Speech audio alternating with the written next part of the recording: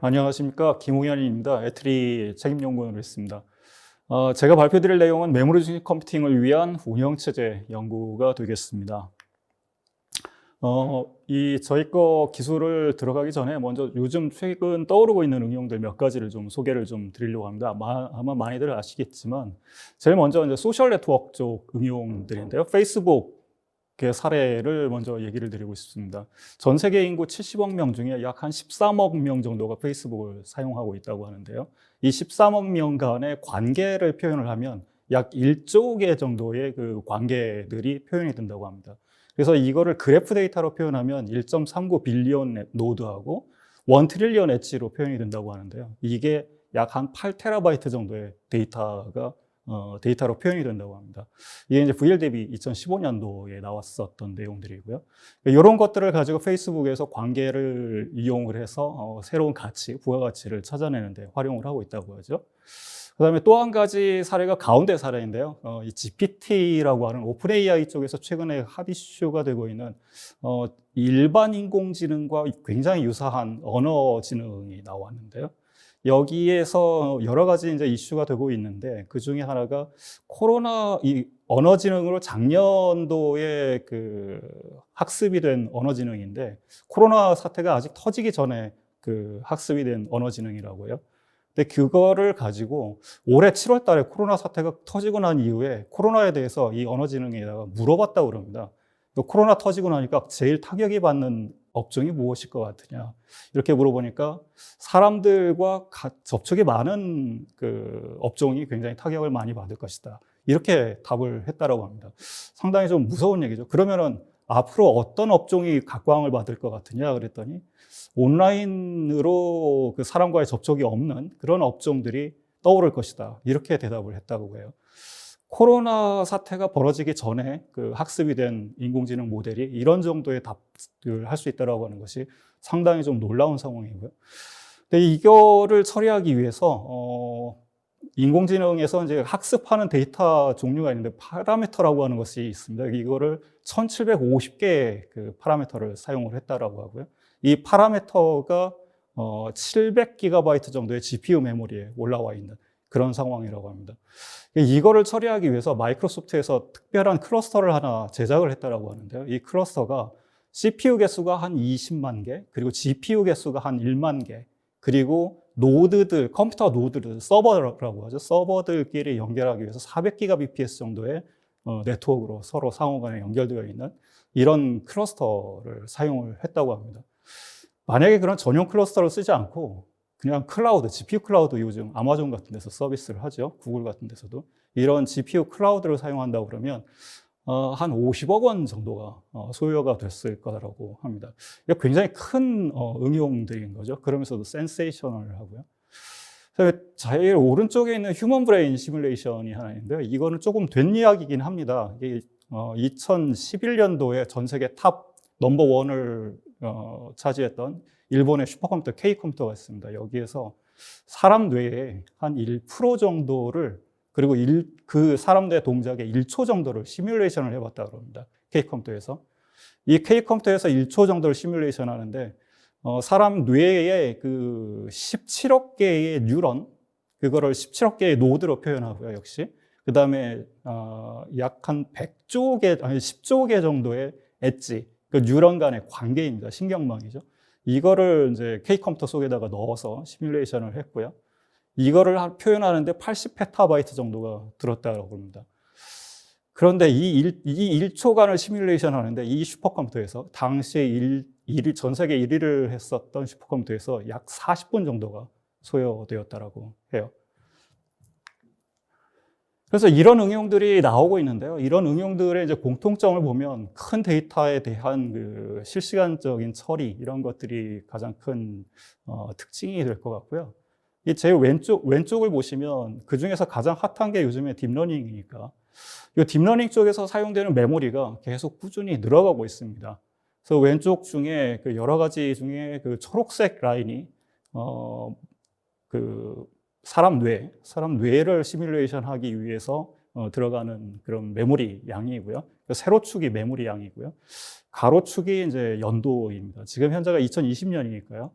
점점 계속 늘어나고 있는 것이 보일 겁니다. 근데 그중 이 파라미터의 양이 그중에 이제 이 빨간색 부분이 이제 방금 전에 소개해드렸던 그 언어지능 쪽 관련된 건데요. GPT-3가 약 한 700GB 정도. 근데 이게 몇 년 뒤에 GPT-4가 지금 현재 계획되어 있다고 합니다. 이게 400TB 정도가 예정되어 있다고 합니다. 자, 이런 응용들을 돌린다고 했을 때 필연적으로 새로운, 예전에는 경험해 보지 못했던 새로운 병목들이 발생을 하게 됩니다. 그 병목이라고 하는 것이 컴퓨팅 플랫폼 입장에서의 병목인데요. K컴퓨터 사례로 다시 한번 돌아가서 이 오른쪽 그 그림을 보면, 차트를 보면 K컴퓨터에서 BFS라고 굉장히 그 유명한 그 워크로드가 하나 있습니다. 그 계산하는 워크로드인데요.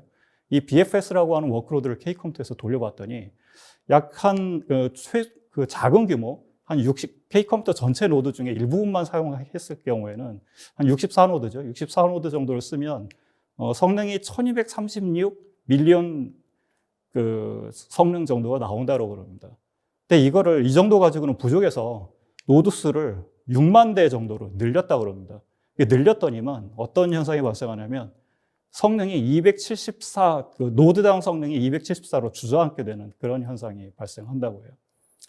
왜 이렇게 성능이 리니어하게 증가하지 않나 이렇게 봤더니 73% 정도가 연산 성능이 아니라 커뮤니케이션의 소모가 되고 있었던 그런 현상들이 좀 보이고 있습니다. 자, 이런 상황에서 연산 성능을 늘리는 거는 엔비디아나 인텔 같은 데서 열심히 하고 있는데 이 상황에서 연산 성능을 늘리는 것만 가지고는 한계에 도달했다라고 볼 수가 있을 겁니다. 앞으로는 이 데이터에 접근하는 입장에서 네트워크 성능, 커뮤니케이션 성능 이런 것들이 이 전체 성능에 더 큰 영향을 끼칠 거다라고 예상이 되고 있는데요. 저희가 그래서 새롭게 시작하고 있는 컴퓨팅이 바로 메모리 중심 컴퓨팅입니다. 저희가 생각하고 있는 컴퓨팅은 이런 면에서 좀 다릅니다. 먼저 왼쪽이 기존의 컴퓨팅인데요. 사람들 간의 머리가 아무리 좋아도 서로 대화하느라고 굉장히 힘들어지죠. 일 처리 속도가 굉장히 제약을 받는 것. 이것이 바로 프로세서 중심 컴퓨팅에 비유할 수가 있을 것입니다. 이 프로세서 중심 컴퓨팅이라고 하는 거는 머리 좋은 SoC, 여기서 이제 CPU고요. CPU마다 메모리들이 다 따로따로 달려 있습니다. 그리고 그것들을 커뮤니케이션 또 인터넷, 네트워크로 서로 상호 연결되어 있는 상황이죠. 그래서 이런 상황에서는 필수적으로 데이터를 서로 컴퓨팅 노드들 간에 느리게 교환하고 분할하고 분산하고 그리고 끝나고 나면 다시 또 모아주는 그런 일들이 발생할 수밖에 없습니다. 그래서 저희가 생각하고 있는 컴퓨팅은 이 오른쪽과 같은 컴퓨팅입니다. 이것을 얘기를 하자면 사람 간에서는 텔레파시 컴퓨팅이라고 얘기를 할 수 있을 것 같고요. 좀 다른 말로 표현하면 이심전심 컴퓨팅이다라고 이렇게 생각을 할 수가 있을 것 같습니다. 그래서 상대방의 마음을 그대로 그냥 읽을 수 있다면 어떻겠는가라고 하는 것이고요. 그렇게 되면 아마 일처리 속도가 굉장히 빨라지겠죠. 그래서 컴퓨터에서도 마찬가지로 사람의 기억에 해당하는 메모리에 데이터들을 전부 다 올려놓고 그 주위에 CPU들을 쭉 배치를 해서 이 데이터를 순간적으로 공유할 수 있도록 하는 환경을 만들면 어떻겠는가라고 하는 것이 저희의 생각입니다. 그래서 저희가 하고 있는 것은 그 중에서도 이제 메모리 OS인데요. 방금 전에 말씀드렸듯이 가운데에 그 메모리를 가운데에 배치를 하고 그 주위에 그 CPU라든가 GPU 같은 프로세싱 노드들을 배치를 합니다. 그리고 하이스피드 인터커넥트로 서로 연결을 해서 이 왼쪽처럼 거대 데이터를 메모리에서 공유하고 분석을 할 수 있는 하드웨어 환경을 만들 예정입니다. 메모리로는 D램도 사용이 되고요. 그 다음에 비이발성 메모리라고 하는 요즘 NVRAM이라고 하는 것들도 나오고 있습니다. 그리고 사실은 텔레파시의 역할을 할 수 있는 것이 굉장히 빠른 종류의 인터커넥트인데요. 이런 것들이 이제 젠지라든가 CXL이라고 하는 새로운 그 메모리 수준의 연결망 기술들이 나오고 있습니다. 이런 것들을 이용해서 플랫폼을 구성을 하고요.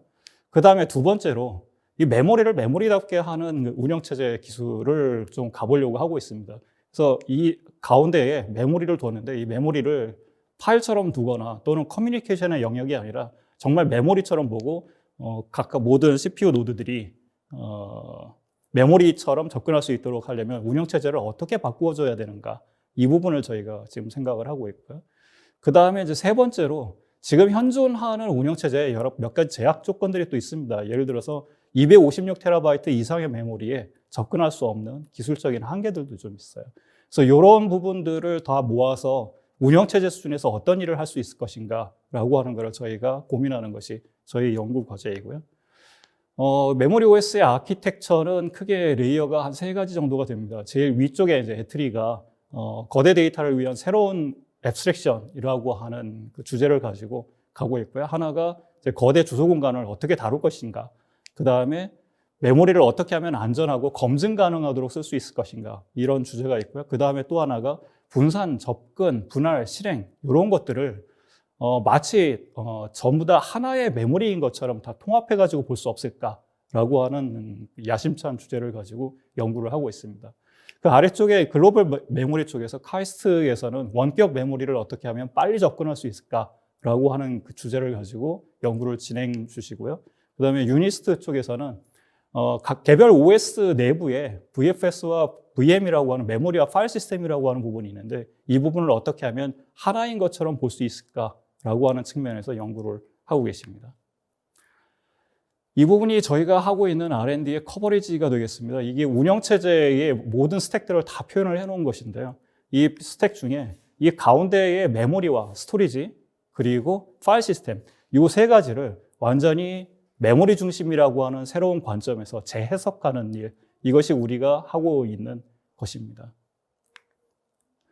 저희 R&D 스트래티지는 다음과 같습니다.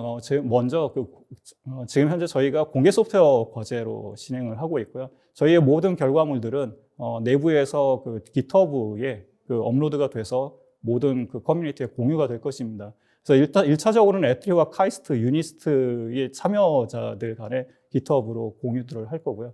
이 결과물들은 탑티어 학회의 논문 발표로 나가게 될 것입니다. 근데 최근의 추세들은 논문 발표를 할 때도 GitHub에 모든 것들이 다 올라와 있어야 되고요. 제3자 검증들이 가능한 형태가 되어야 됩니다. 그래서 일단은 페스트라든가 아스프로스라든가 이런 그 탑티어 컨퍼런스에 발표를 하는 것이 저희의 그 첫 번째 로드맵이고요.